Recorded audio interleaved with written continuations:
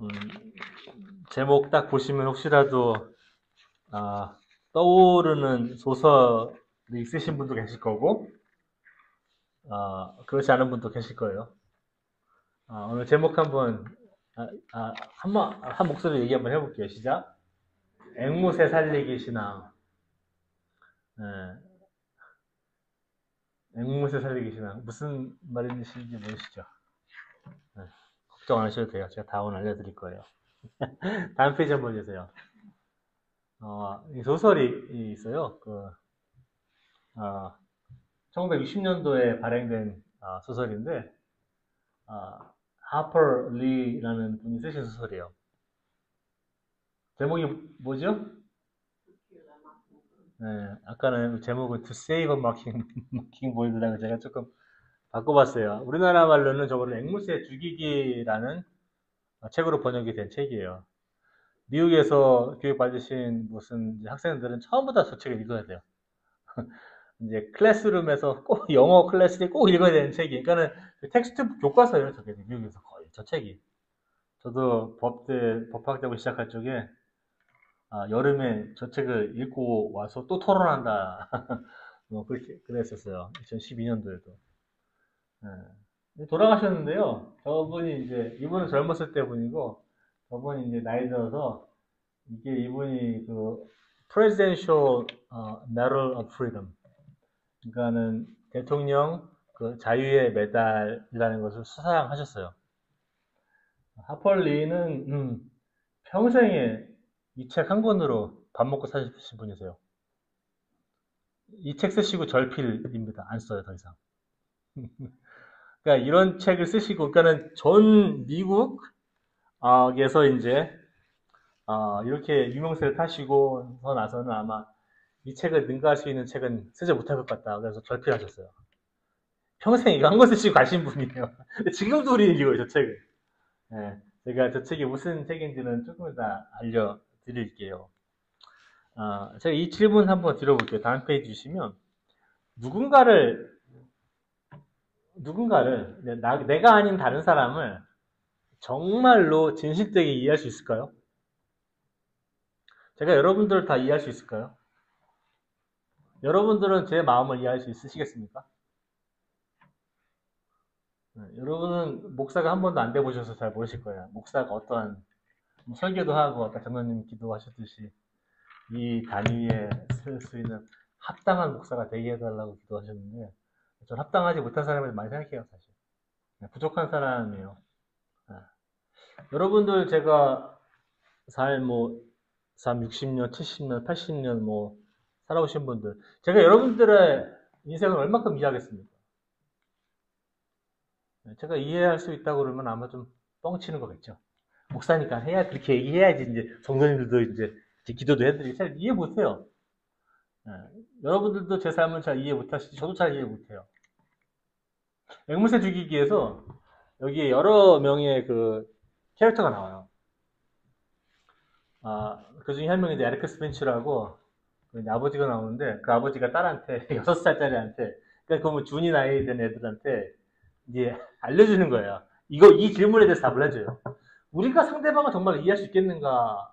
라는 이런 질문에 답을 합니다. 어떻게 답을 하냐면은 You never really understand a person until you consider things from his point of view. 네가 상대방의 입장에서 서서 사물을 보기 전까지는 절대 그 사람을 이해하지 못한다. 그러면서 이런 말을 합니다. Until you climb into his skin and walk around in it.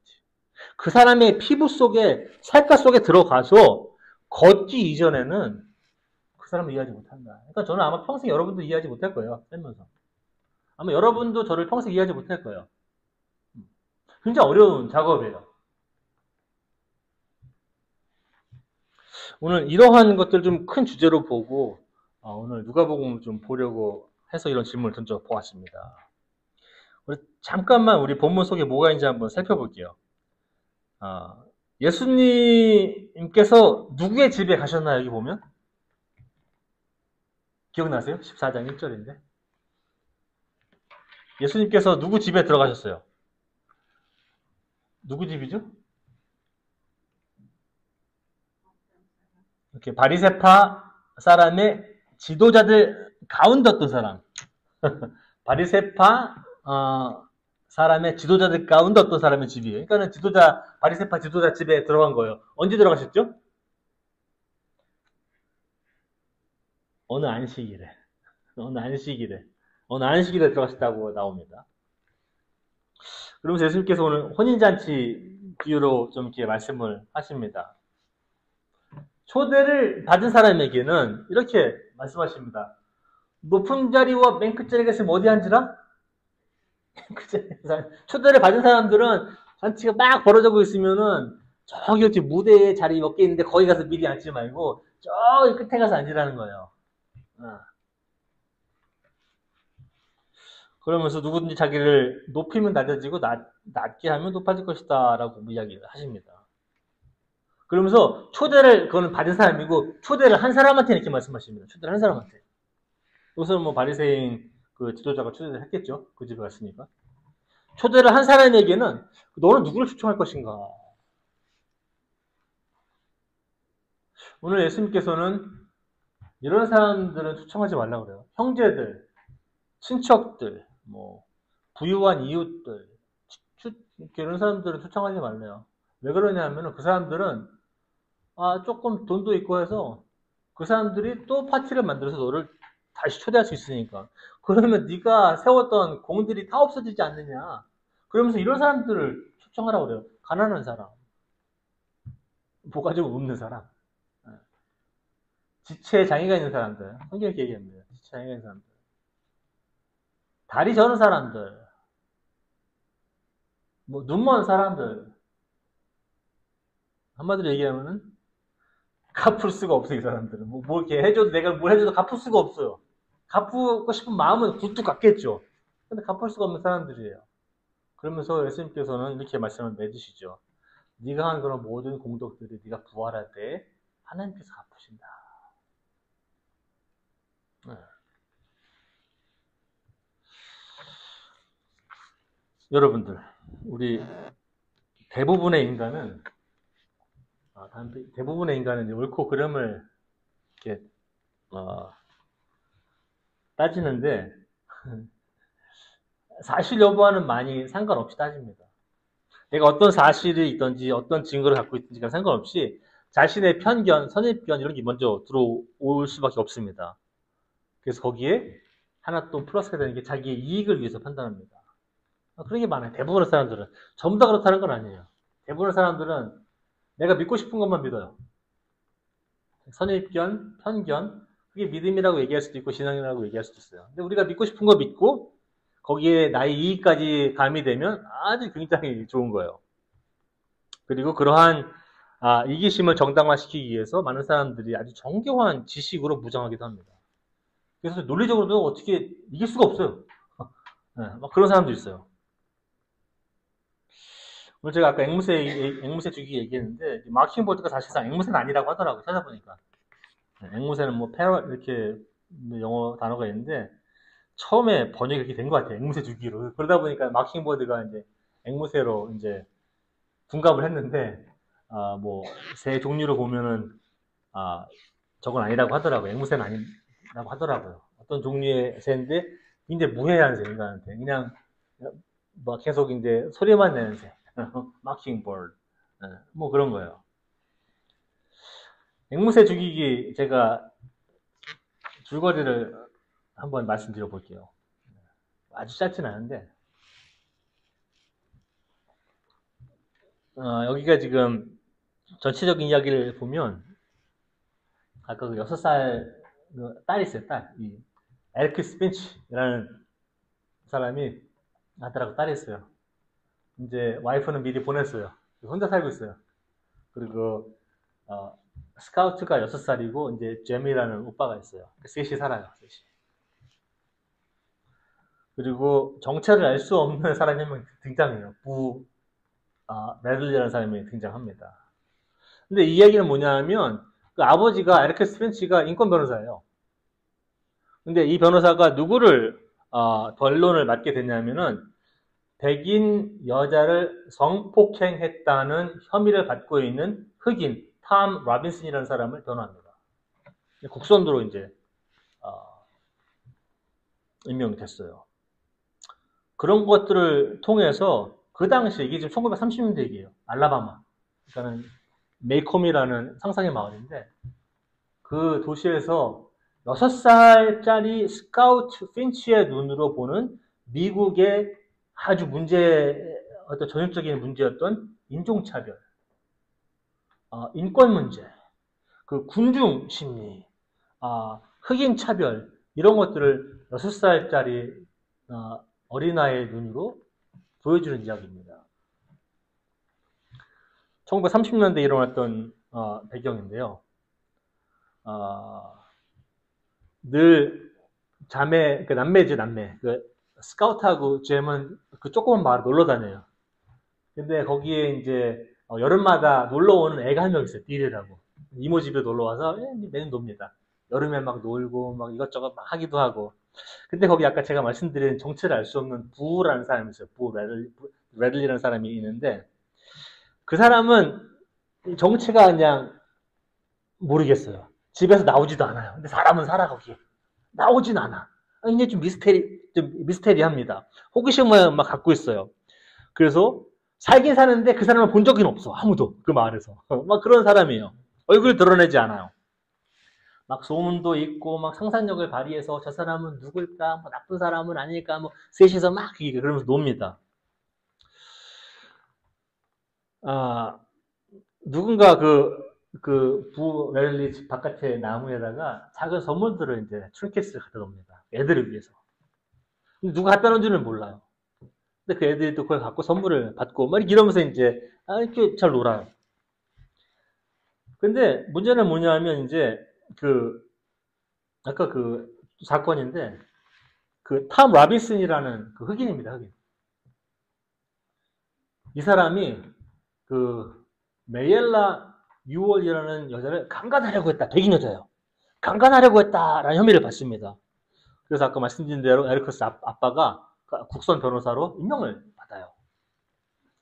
그래서 이제 에리커스는 그 사람을 변호하기로 작정합니다. 근데 그걸 보고 마을에서는 좋아하지 않아요. 흑인이 백인 여자를 강간하려고 했다. 백인이 와서 저 흑인을 변론해 줍니다. 그러니까 변호사도 싫어하고 애들도 싫어요. 그리고 애들이 팍 놀려요. 그 자식들한테. 스카우트하고 잼한테 막 놀려요. 그러면서 니네 아빠는 이렇게 뭐라고 부르냐면 니네 아빠는 nigger lover라고 불러요. 깜둥이를 사랑하는 여인이다. 라는 별명을 붙여줍니다. 아주 그냥 그러면서 막 놀려요. 자식들도 놀리고 막 스카우트는 막 그냥 열받아서 막 그냥 뭔가 어떻게 한번 해보려고 하는 충동도 받습니다. 그 작은 아이가. 그리고 마을에서는 탐 라빈슨이라는 흑인, 강간의 혐의를 갖고 있는 흑인을 이제 처형하려고 린치하죠. 막 그냥 군중이 막 몰려가서 막 그냥 린치하려고까지 합니다. 죽이려고 그냥 한 번에 죽여버리려고. 가까스로 폭도들이 해산합니다. 재판을 해야 되는데 조그만 이제 스카우트랑 잼 남매는 방청을 못해요. 그래서 거기에 있는 사이크스라는 목사님이 어떻게 몰래 해서 유색 인종만 앉을 수 있는 방청석이 있어요. 그 법원에. 그 당시 때는 같이 앉지도 못해요. 흑인들은 이제 앉는 자리가 따로 있어요. 버스도 그랬고 알라바마는 원래 그렇잖아요. 들어가면은 백인들이 들어오면 자리를 양보해줘야 돼요. 그럴 때였어요. 거기서 이제 재판을 보기 시작합니다. 근데 재판에서 이제 변호사 아빠 에리커스가 메이엘라 그 여자 탐 라빈슨이 나를 강간하려고 했다라고 한 거, 그리고 그 아버지가 또 있어요. 밥이라고. 그 사람이 나와서 거짓말을 하고 있는 거 다 알아요. 이 변호사는 핀치는 다 알아요. 에리커스 스미치는 알고 봤더니 메이엘라 그 여자가 오히려 반대로 그 흑인한테 성적으로 접근합니다. 그리고 이걸 본 그 여자의 아버지가 그걸 보고 화가 나서 그 딸을 데려다가 딸을 폭행합니다. 너 무슨 짓이냐, 이렇게 된 거예요. 오히려 반대의 이야기인데 이렇게 돼버린 거예요. 흑인이다 보니까 그런 일이 벌어집니다. 그래서 이제 우리 에리커스 스펜치 변호사가 이 무죄를 입증할 수 있다.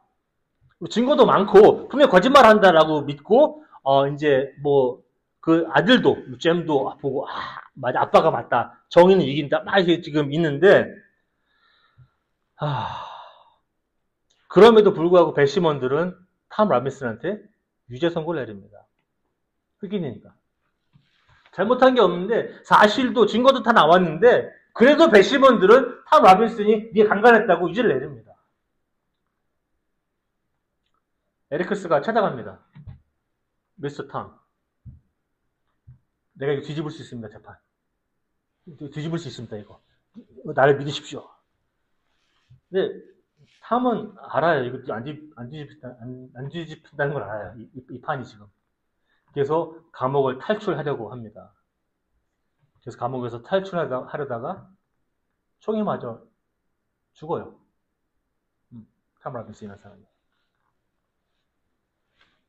재판에서 이긴 나를 강간했다고 하는 그 백인 여자와 그 아버지 밥. 그 밥이 복수를 계획합니다. 왜냐? 재판 중에 내가 창필당했다.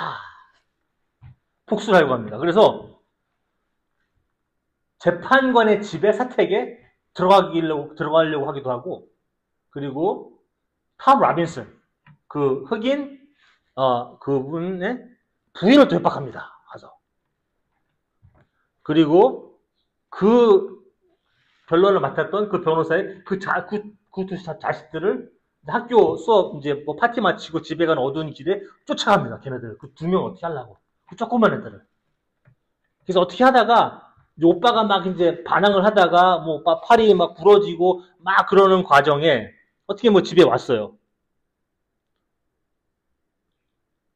근데 막 싸우는 과정에 누가 나타났는데 알 수 없는 사람이 나타나요. 그러면서 잼을 도와줘요. 뭐 큰 사람 이길 수 없겠죠. 조그만 우리 애들. 나중에 스카웃이 집에 옵니다. 그러면서 알게 돼요. 이 사람이 아까 정체를 알 수 없는 부 렐리라는 집에서 한 번도 나오지 않은 그 사람이었구나라고 하는 거 알게 돼요. 그래서 이제 보안관이 옵니다. 집에. 보안관이 왔는데 와보니까 바비올이 죽었네. 내가 강간을 이제 당했다고 하는 그 여자의 아버지 있잖아요. 복수하려는 그 아버지가 죽었어요. 그 칼에 찔려서.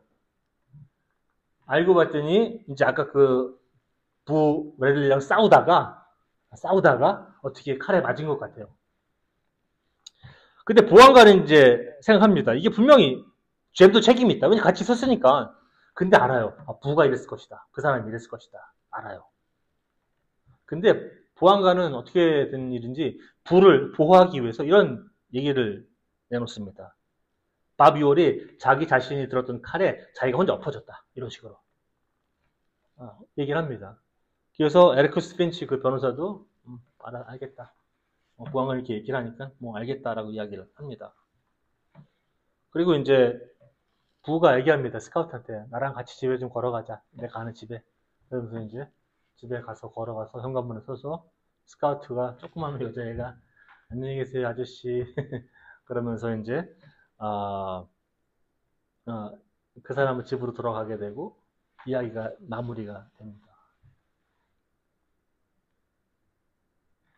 앵무새 죽이기 이야기를 제가 한 이유는 이렇습니다. 이 소설이 미국이 가장 첨예한 문제인 그 인종차별. 지금도 우리 감리교는 인종차별하고 싸우려고 그렇게 애를 써요. 예전에 있었는데 요즘은 더 싸워요. 이게 뭐 시대적인 건지 모르겠어요. 시대적인 건지. TV에 더 많이 미디어가 노출시키고 하기 때문에 뭐 더 싸우는 건지 모르겠지만 이거는 굉장히 오래된 이슈예요. 이번에 나온 게 아니에요. 이게 굉장히 오래된 이슈. 미국에서 굉장히 오랫동안 첨예한 문제 중에 하나. 인종, 계급, 정의, 불의 뭐 이런 걸 다루는 그 하벌리라는 분이 쓰신 소설인데 앵무새는 여기서 마킹버드는 누구를 의미하느냐? 앵무새 죽이기. 앵무새는 사회적으로 정치적으로 중앙에서 밀려난 약자들 얘기합니다. 그리고 군중심리, 내가 맞다고 하는, 내가 틀릴 수가 없다고 믿는 사람들. 내가 증거가 있고 사실이 있어도 유죄를 때려버리는 사람들. 넌 흑인이니까. 내가 맞으니까 넌 틀린 거야. 이런 사람들. 이런 것이 다 조합이 돼서 밀려난 약자들이에요. 약탈, 폭력, 착취의 대상인 사람들입니다. 굉장히 쉬운 타깃이에요.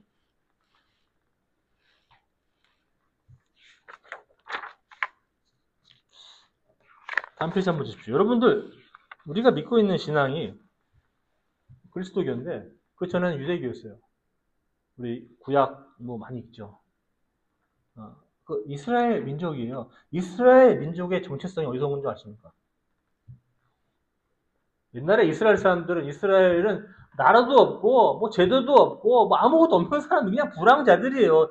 그냥 신발도 안 신고 다니던 그냥 불황자들이었어요. 사회의 변두리에서 헤매는 불황자들. 이스라엘 정체성은 앵무새 죽이기 소설에서 앵무새와 같은 사회의 약자에 대한 배려에서 출발한 민족이 이스라엘입니다. 히브리 사람들, 이스라엘 사람들, 이 사람들이 바로 그 정치적인, 사회적인, 그 경제적인 피해자들, 약자들이었거든요. 그래서 신앙이라는 거는 어떤 신학으로 교리를 시작하지 않습니다. 배려로 시작합니다. 그런 앵무새 같은 존재인 사회적 약자들에게 베푸는 선행으로 완성되는 게 신앙입니다. 그 당시 예수님, 오늘 예수님께서 뭐 바리새인 집에 들어가시고 뭐 파티도 보시고 뭐 한마디 또 이렇게 비유도 말씀하시는 이유는 이런 배경이에요. 그 당시 때 당시 종교 지도자들과 종교인들은 어떻게 믿었냐면 하나님을 신앙을 뭐라고 생각했냐면은 교회를 웅장하게 짓고 삐끗번쩍하게 짓고 화려하게 짓고 건축하고 그 안에서 굉장히 정교한 어떤 종교적인 의례와 예배를 즐기고 축제를 즐기면서 자신들이 구원받았다고 착각하는 사람들. 그 사람들은 가난한 사람들의 고통과 아픔과 슬픔과 눈물에는 아랑곳하지 않습니다. 자신들만의 안락한 삶, 편안한 삶, 잔치, 파티를 즐기는 그런 사람들이었습니다. 그래서 예수님께서는 오늘 이런 비유를 말씀하시는 것 같아요. 그런 사람들의 사치스러운 이런 생활상들, 도덕 불감증들, 탐욕, 탐닉 이런 것들이 사회의 불의와 사회 약자들에게 그들을 탄압하고 린치하고 돈이 없다는 이유로, 가난하다는 이유로, 폭력의 대상으로 삼고, 착취의 대상으로 삼고, 하나님이 가장 비난하는 범죄가 뭔지 아십니까? 살인입니까? 오늘 소설에서 이야기하는 강간입니까? 폭력입니까? 그게 하나님께서 가장 비난하는 범죄들입니까? 부인하지 않겠습니다. 그런 범죄들은 분명 이 사회에서 이 사회의 질서와 사회의 근간을 흔드는 굉장히 중대 범죄인 게 맞습니다. 다음 페이지 주세요. 근데 오늘 예수님께서 말씀하시는 건 이렇습니다. 모든 시대와 장소를 초월한 우리 그런 비유의 말씀의 초점은 이렇습니다. 눈에 보이는 살인, 폭력, 강간, 도둑질 뭐 이런 것들 그거 다 알아요. 근데 그만큼이나 사회에 만연해 있는 눈에 보이지 않는, 눈에 잘 띄지 않는 죄들이 있어요. 그걸 오늘 예수님께서 지적하시는 거예요. 이런 죄는 잘 보이지가 않아요. 보이면 누가 살인한다, 강간한다, 뭐 도둑질한다 금방 알겠는데 이런 죄는 눈에 보이질 않아요. 잘 눈에 띄질 않아요. 이런 것들은 권력이나 부를 가진 자들이 자발적인 노력과 행동들을 통해서만 나름대로 없어지는 죄들이에요. 겸손하지 못한 마음들. 이게 보이지가 않아요, 이게. 겉으로는 다 겸손한 것 같이 보여요. 이게 보이지가 않아요. 이게 판단도 잘 안 돼요. 이런 것들이 사실상 사회 전체를 위험에 빠뜨리는 죄들입니다. 예수님은 이런 뭐 도덕성이나 아니면 오늘 겸손함 이런 것들이 우리가 드리는 지금 예배 의대들 아침에 준이가 와서 촛불 들고 여기 촛불 밝히고 뭐 저희가 신경도 외우고 하나님 말씀도 읽고 장로님께서 기도도 아름답게 해주시고 찬양도 열심히 하고 막 그래요. 겸손함이 중요할까요? 이런 게 중요할까요? 둘 다 중요해요. 제가 하나가 더 중요하다고 얘기는 못해요. 근데 우리가 보이는 것들은 중요하다고 부각이 돼요. 근데 보이지 않는 것들은 중요하다고 부각이 잘 안 돼요. 그게 문제인 거예요. 그래서 오늘 예수님께서는 보이지 않는 것도 중요하다. 너희가 보이는 예배, 종교의식, 의례, 이런 순서들, 뭐 신학, 교리 뭐 다 중요하다는 거예요. 눈에 보이니까. 근데 눈에 보이지 않는 너의 마음, 겸손함은 보이지 않기 때문에 어떻게 뭐 얘기할 수가 없어요. 그래서 오늘 예수님께서는 그 말씀하시는 거예요. 보이지 않는 죄. 겸손해야 된다. 도덕적으로 순결해야 된다. 이런 것들이 신앙심만큼이나 중요하다는 거예요. 아니, 그게 신앙심이라는 거예요. 다음 페이지 한번 주십시오. 우리 신성모독은 뭘까요? 신성모독. 신약에도 보면 이제 바리새인들이 예수님 보고 너는 신성모독자라고 얘기해요. 그러면서 막 블라스파미, 신성모독이다. 무슨 언제 그런 말이 나온지 아세요? 예수님께서 그랬거든요. 나는 하나님의 아들이다. 그럼 뭐 예수님은 하나님은 신이니까 그분의 아들도 신이겠죠. 신성모독이라고 막 그냥 난리를 칩니다. 그 당시의 상황은 맞아요. 신성모독은 아마 오늘 주제를 이제 배경으로 봐서 제가 말씀드리면 아마 이런 걸 거예요. 신성모독은 주의를 빠지거나 술을 마시거나 담배를 피거나 성경을 읽지 않거나 새벽 기도를 나오지 않거나 이런 게 신성모독인가요?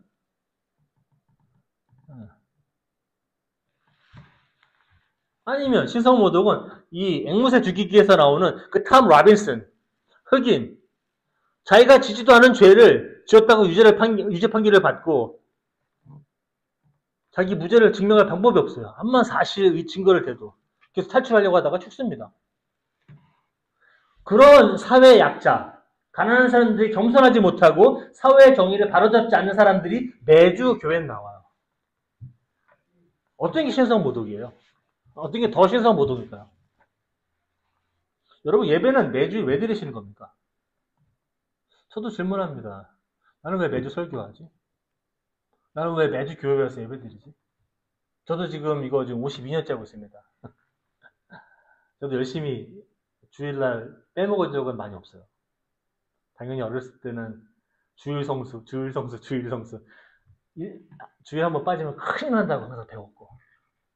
저도 1년 내내 52주를 단 한 주도 안 빠져요. 저도 학생회장도 했고 청년회장도 했어요. 예배 왜 드립니까? 예배는 하나님의 존재를 우리가 가지고 있는 믿음의 공동체에서 주님의 임재를 확인하는 작업이에요. 매주 옵니다. 주님께서 우리와 함께 계시는구나. 그리고 두 번째는 뭐냐면 우리들이 잘못한 행위에 대해서 용서를 비는 그런 시간들이에요. 근데 오늘날의 많은 예배들은요. 하나님이 원하시는 예배도 아니고 단지 하나님이 내 편이라고 굳게 믿는 그 군중심리, 백인들,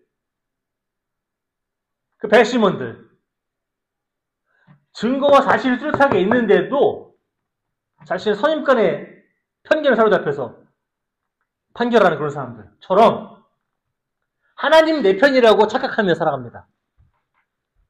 그런 기독교인들의 정신적인 쾌감을 위해서 존재하는 종교적 장치로 변질되어 버리진 않았나. 다음 페이지 한번 보십시오. 여러분들 오늘 이제 성경 말씀 읽으시면 여기 소 제목이 나와요. 낮은 자리에 앉으라 라고 저는 소 제목이 잡혀있어요. 낮은 자리에 앉으라. 노자 선생님이 이렇게 얘기했습니다. 오래전에. 강과 바다가 온갖 계곡물의 왕이 될 수 있는 까닭은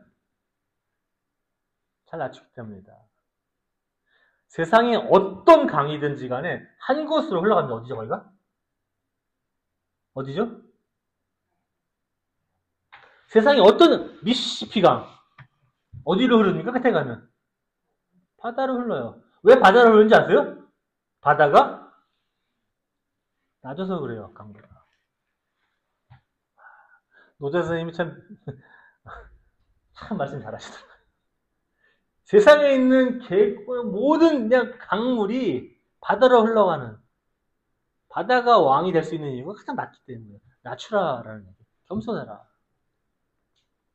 대부분의 현대 사람들은 이 겸손함을 잃어버리고 살아갑니다. 이게 바리새인들처럼 그 당시 때. 지금도 마찬가지예요. 우리도 바리새인들이 많아요. 저도 바리새인이 아니라고 감히 말씀 못 드리겠어요. 우리는 다 바리새인을 안고 살아, 이 속 안에.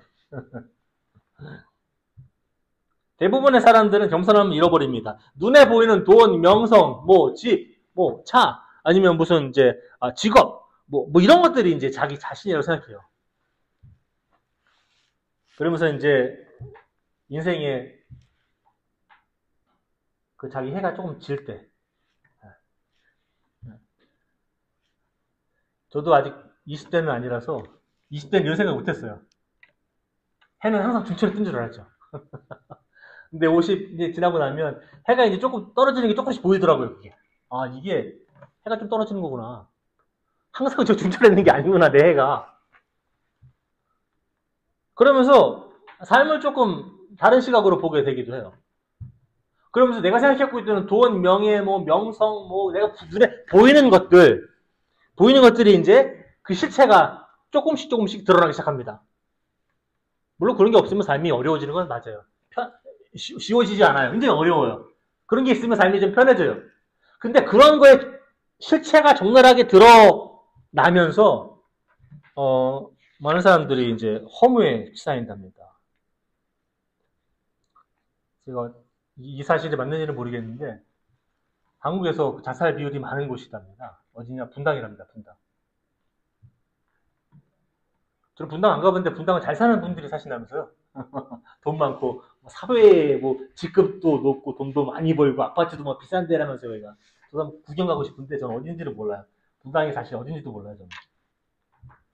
근데 거기 자살률이 엄청 높대요.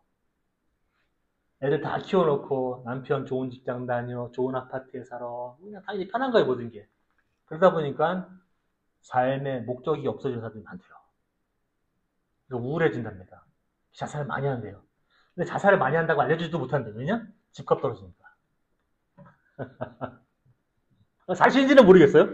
근데 제가 말씀드리고 싶은 거는 그런 것들이에요. 눈에 보이는 것들이 전부가 아니라는 거예요. 죄도 마찬가지예요. 살인하지 말자, 도둑질하지 말자, 뭐하지 말자 다 얘기하지만 사실상 더 중요한 거는 오늘 예수님께서 말씀하시는 거예요. 보이지 않는 것들의 죄를 말씀하시는 거예요. 다음 페이지 한번 주세요. 그래서 우리는 교회를 평가할 때 얘기합니다. 우리는 지금 세대로 살죠, 세. 우리 세대로 살아요. 이게 지금 현실이에요. 참 감사한 일인데 저희는 일단은 거기 나와서 우리는 버티타 건물도 없죠, 지금. 벤슨 미모리얼은 이게 지금 다 놀고 있었던 거예요. 지금 여기가. 그래서 여기 참 좋은 기회다. 이런 것을 우리한테 해줄 수 있는 역량도 되고. 바깥에서 너무 멋지잖아요. 벤슨 교회. 안 멋지세요, 이 교회? 언덕 위에 딱 그냥 교회가 딱 올라와 있고. 저기 밑에 여기 70번이 원래 비 오면은 홍수 나는 데인데 여기는 홍수는 음료도 없어요. 이게 언덕이라. 이게 그냥 되게 좋아요. 그냥 여기 한번 나가보십시오. 내려가면 경치도 좋아요. 정말로. 다 보여요. 이거 좋은데 자리 잘 잡았다. 그냥. 근데 목사님 오시니까 저 뒤에 있는 숲도 다 교회 거래요. 야, 그래서 이 교회 되게 부자다. 이제, 속으로 이제. 이 교회는, 정말 좋은 교회구나. 맞습니까? 건물도 좋고, 파킹랏도 좋고, 이래서 좋은 교회예요? 그럼 우리 교회는 세트로 살아서. 어떻게 될지도 몰라요. 맨날 그냥. 다음 달도 그렇고, 다다음 달도 그렇고, 어떻게 될지도 몰라요. 우리 교회는. 막 이런 불안한 마음. 그러면 우리는 좀,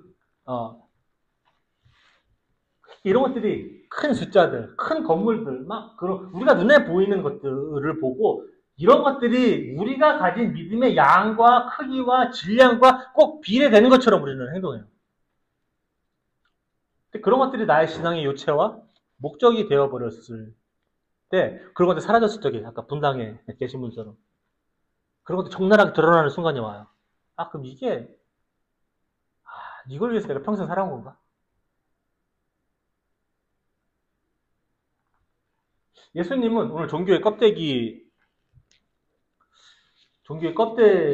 우리의 삶을 피폐하게 하면 안 된다고 얘기하시는 거예요. 눈에 보이는 것들. 종교의 껍데기가 우리의 신앙을 집어삼켜서는 안 된다는 거예요. 종교의 껍데기가 우리 신앙의 동력이 되어서는 안 된다는 거예요. 그래서 오늘 혼인잔치 비유 들으시면서 말씀하시는 거예요. 보이지 않는 것들을 볼 수 있는 눈이 있어야 된다는 거예요. 예수님은 종교의 알맹이. 이게 잘 안 보여요, 이게. 종교의 알맹이는 항상 껍데기를 벗겨봐야지 알아요. 껍데기에 보면 다 그냥 그럴듯합니다. 근데 벗겨보면 그 안에 씨앗이 있고 알맹이도 있어요. 그 종교의 알맹이 잘 보이지도 않고 드러나지도 않아요. 이런 것들이 오늘 말씀하시는 겸손한 마음 같은 거예요. 또는 이제 말씀 맺겠습니다. 예수님이 원하시는 이상적인 삶, 예수님께서 원하시는 이상적인 신앙, 이게 겉으로 잘 드러나는 종교적인 거칠애들이 아니라는 겁니다. 잘 보이지 않고 쉽게 드러나지 않는 종교의 실체가 있어요. 그게 이제 겸손함이라는 게 깊이 뿌리 내린 우리 사회 약자들에 대한 관심과 아까 이스라엘의 정체성이 약자들에 대한 배려로 시작했다라고 얘기했는데 그게 우리는 사타성으로 역지사지 같은 역지사지. 아까 에크스 핀치가 얘기했던 건 You never understand a person unless you see the things from his point of view. 상대방 입장에서 보지 않으면 절대 보이지 않는 것들이 있어요.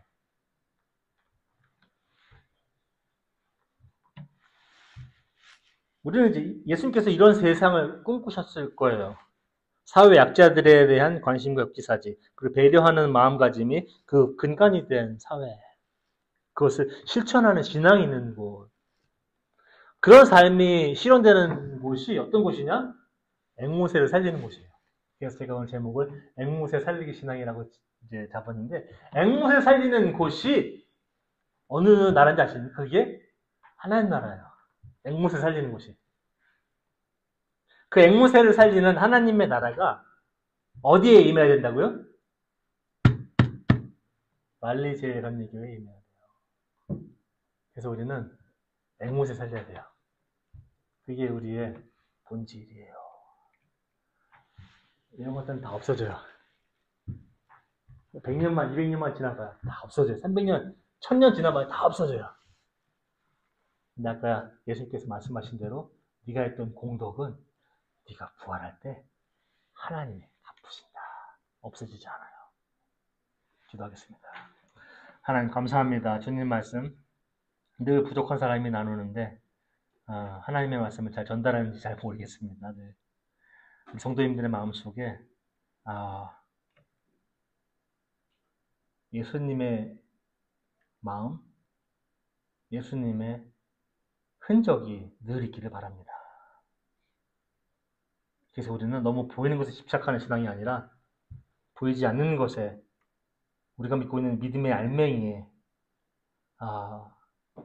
집중하고 배우고 실천하는 그런 신앙이 되게 도와주셔서 우리 말리제일 감리교회가 하나님의 나라가 임하는 곳, 앵무새를 살리는 곳, 사회의 약자가 배려받는 곳이 되게 도와주옵소서.